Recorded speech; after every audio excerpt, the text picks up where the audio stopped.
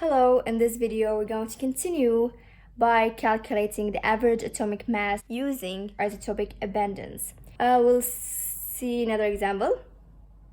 On to the next example. This example talks about copper isotopes.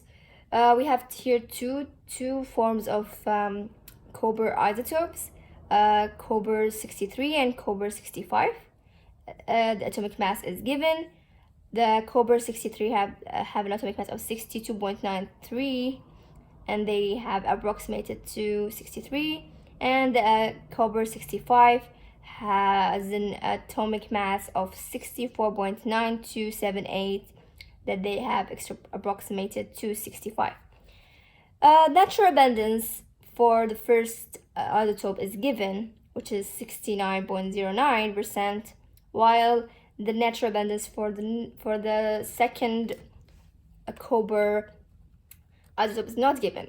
And I just told you that the sum of natural abundance for all the isotope of an element is 100%.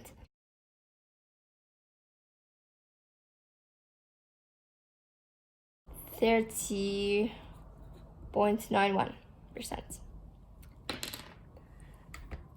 So now we have everything. We just have to plug it into the rule. Average atomic mass equals to the atomic mass for the first isotope, which is 62.93, times its natural abundance, which is 69.09 over 100, because it's a percentage. Plus, since it's an average, we have to take the plus here, and then we have 64.9278 for the second isotope for its atomic mass, times 30.91 over 100. We just plug all of this in the calculator to get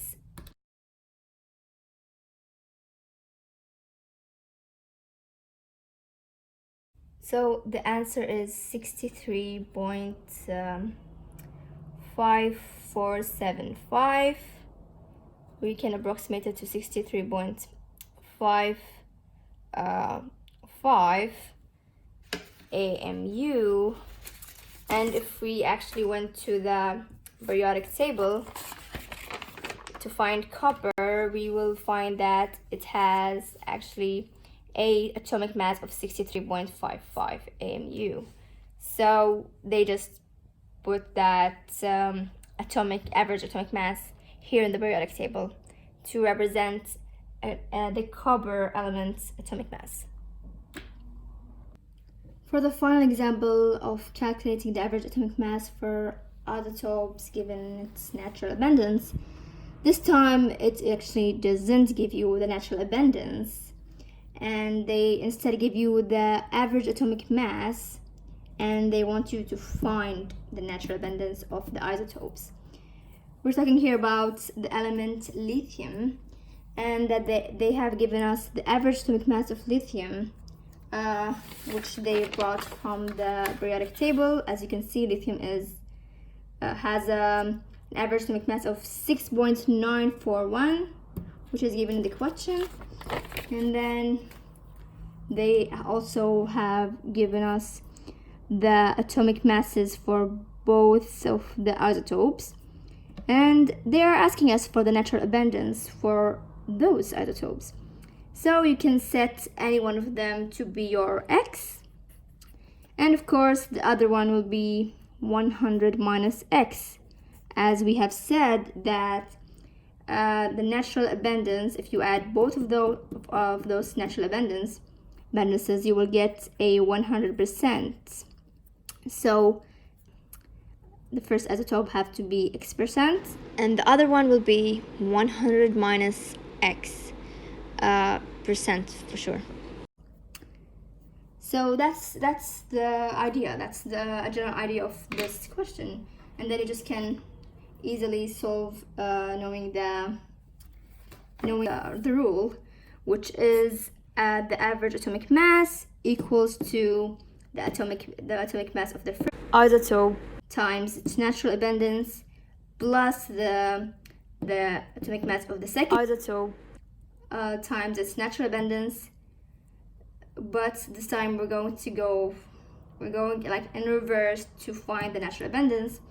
So let's say that the lithium is 6.015 times x percent, so we have to make it over 100, plus for the lithium 7 it is 7.0160 times 100 minus x over 100. Don't forget the over 100 thing. It's very important to get the right answer.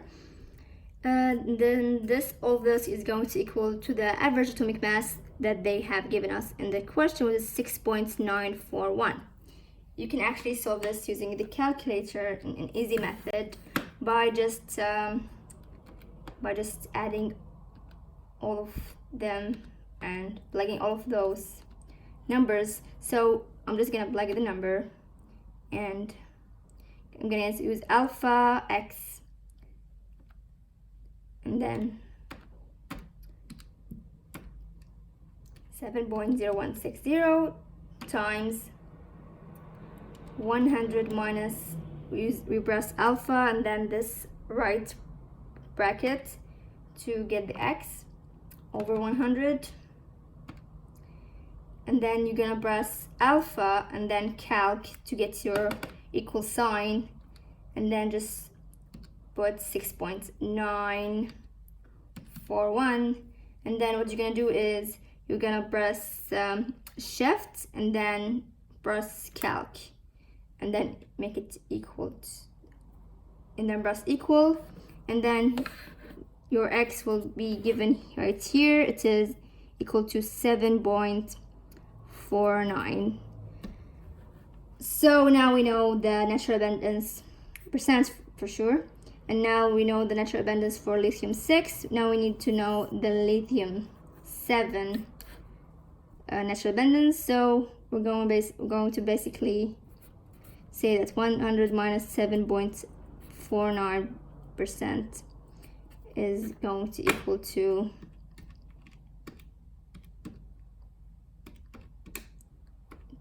92.51. So we can say that lithium 6 has a natural abundance of 7.49%, while the lithium 7 isotope has a natural abundance of 92.51%. And that's how you solve this type of questions.